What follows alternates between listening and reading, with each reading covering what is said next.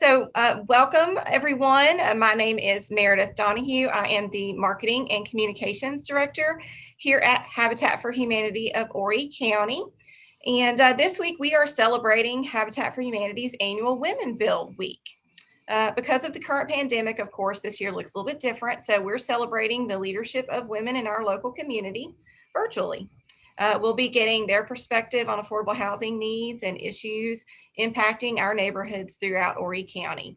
Habitat for Humanity is currently working on a national level to raise awareness for housing affordability through their Cost of Home campaign as well. The campaign aims to improve housing affordability by influencing policies and systems that will improve and promote supply and preservation, access to credit, land use, and communities of opportunity.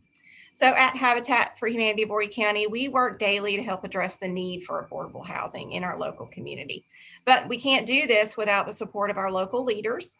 So today we are pleased to have with us Mary Catherine Hyman. She is with the City of Conway here in Horry County.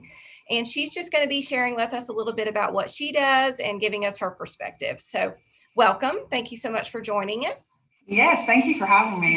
I'm excited to be part of the great work that y'all do. So thank you. Just a little bit about yourself. Yeah. Well, I was born and raised in Conway.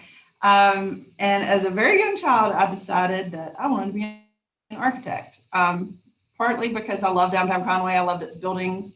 I went to Clemson, studied design, and then stayed and got my master's in architecture. And then when I graduated, I worked for private architecture firms for 10 years in Charleston and in Myrtle Beach. Became a registered architect. And although I love the architecture field, I love design, and I still, use it in my day-to-day work here at the city, I wasn't as fulfilled as I had hoped I would be. I wanted to make a difference in my community a little more and in a real way. And that led me to work with Horry County Planning and Zoning in 2013 as a planner, and soon realized that although I love the design and I really enjoyed the planning side of things and how it could help shape and also preserve a community. I loved working at the county, but in 2017, City of Conway Planning Director position opened up, and although I was happy, I just had to apply for this position. I love Conway. I'm a proud citizen. I love raising my family here. But the idea of helping the community I love grow was just too good of an opportunity to pass up. So I took the job as planning director in 2017 at the city. And then 2 years later, I was promoted to the dual role of deputy city administrator and the planning and development director. So in my role as the planning director, I oversee the planning department. And this department is charged with implementing zoning, land development regulations. We also administer the comprehensive plan, which helps, decide what developments are appropriate in specific areas of the city. It's kind of like a roadmap for future growth and development, and helps decide where new jobs should go, new industrial, new commercial, new houses. It helps guide those decisions for staff, planning commission, and city council. So that's a little bit about what I do here at the city. That's a brief overview. I also like to stay involved in the community. When I can, I like to provide architectural services, pro bono work to some nonprofits in the area.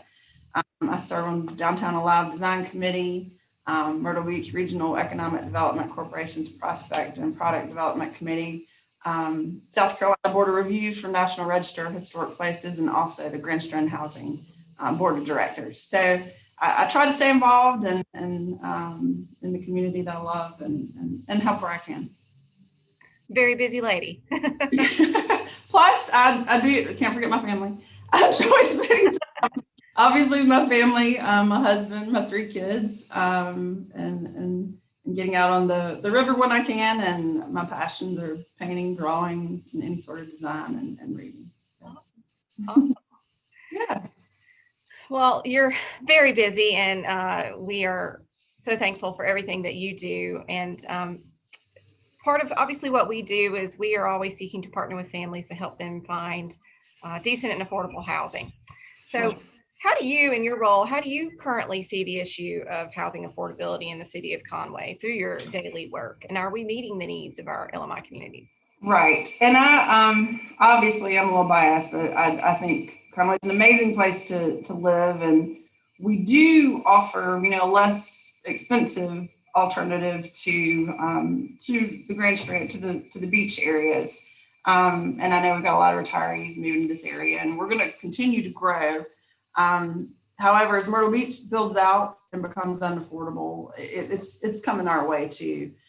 We do have a pretty diverse stock of housing options. We've got centuries old historic homes, apartments, student housing, assisted living, nursing homes, a lot of new houses, especially in the past several years, and a lot in review now. And we have a lot of housing choices for sure. And but we also have a demand for student housing. So these are the things we have to keep an eye on at all times. But I do think we do limit, although we do have an abundance of affordable options, we do limit affordability in a few ways. The city of Conway doesn't allow manufactured housing, which I know is something that could be a problem when you're considering affordable options. And in addition, we do have some stricter design standards. We have something that is called complete streets. So any new subdivisions have to have curbing and gutter, street trees and sidewalks, which helps to look for nicer communities, but it does create higher development costs, which is in turn affects the cost of the homes. So even though we are providing these street trees, lights, sidewalks that help towards safety, I know that it does affect the affordability of the homes as well. And as you know, flooding has drastically changed the way we do everything in Conway. So with that is increased stormwater infrastructure costs, engineering costs, so things that you don't see that are necessities, but they are driving the cost of homes up.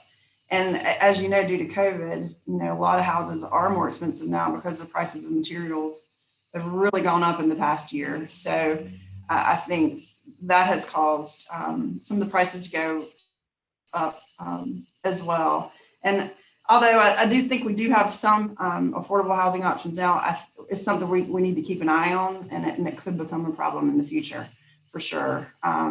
Especially as we grow and as we prosper, we're really going to have to keep an eye on balancing that growth of the homes and how that impacts our quality of life, and especially in the next 10 years or so. And I know we do need to keep an eye on our existing public housing and make sure that it's where it should be. And through my work with the Grand Strand Housing Board, I know that there is a lack of low-income rental options, so that's something that we want to watch as well. So, in that regard, what are some other ways coming up that you're able to talk about that the city of Conway is?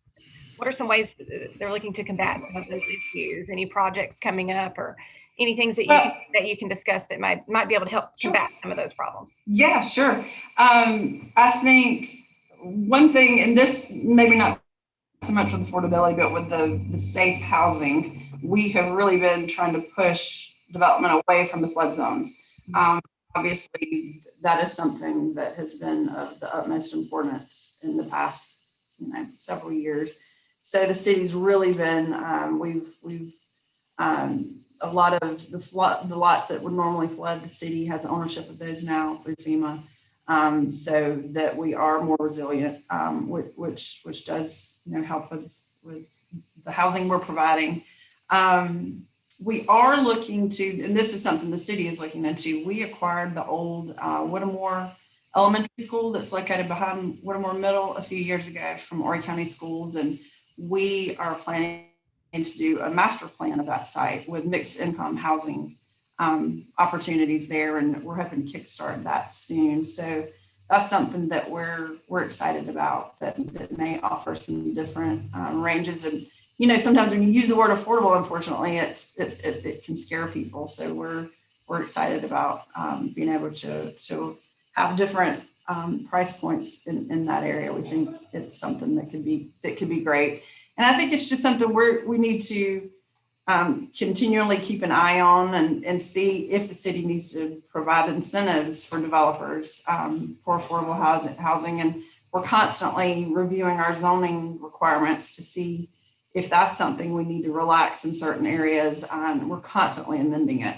Our zoning ordinance was written in 2011, and I can't even list how many changes we made to it because it's a document that's meant to be updated. So I think we just have to keep an eye on that. We try to encourage mixed use projects where we can. Like I said, it's just something we need to continue to monitor and make sure we're providing what we can and work with the local entities that, like Habitat, that are at the forefront of this movement. Sure. So with all of those exciting things that you have coming down the pike with the project over at Whittemore and all of that, how can women locally help take a leadership role in affordable housing here in Horry County? How can we empower ourselves and empower others to help our families build a better future? Yeah, and I understand that need, as a woman and a mother, I understand that need to, the basic need to provide a safe and affordable home for your family. Everybody wants a nest they can feather and take care of their little family. So I get that, and I know it is a very basic, important need.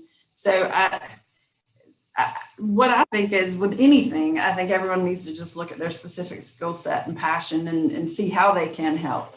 I may not be good at going out there and swinging a hammer specifically. However, I serve on the Grand Strand Housing Board. If they are looking to provide, to build a home, an affordable home through some of their grant programs, I can help them through the red tape, figuring out zoning, if it's in the flood zone, what the development requirements may be. When we're working on our comprehensive plan, that's something, I can make sure we include that. But for others, what's your skill set? What do you enjoy doing? It could be support for some of these organizations like Habitat or Grand Strand Housing, CDBG. There's so many different organizations in the area that you could reach out, you could offer support, and you could volunteer, donate, somehow partner with them. I think it's just get involved where you can, and make sure it's something you're passionate about and something that's using your skills. Because, like I said, it's not gonna you're not gonna enjoy it if it's not something that fits within those things that are in your toolbox.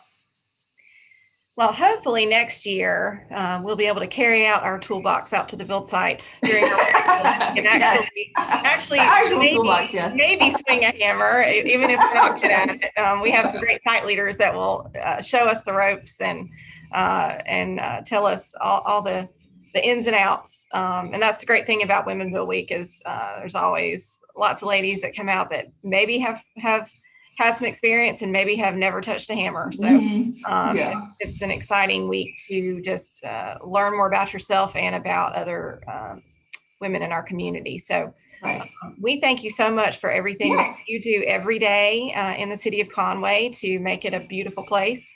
I live in Conway, so I'm also a little biased. So but it's hard not to be. Right. So a beautiful, beautiful place, and we appreciate all the work that you're doing to help local families build a better future. So we hope you'll come back soon and chat with us some more. Absolutely. And please let us know if there's anything on our end that we can ever help with. We'd love to partner with Habitat and other organizations. So absolutely. Well, thank you so much. Yeah. Thank you.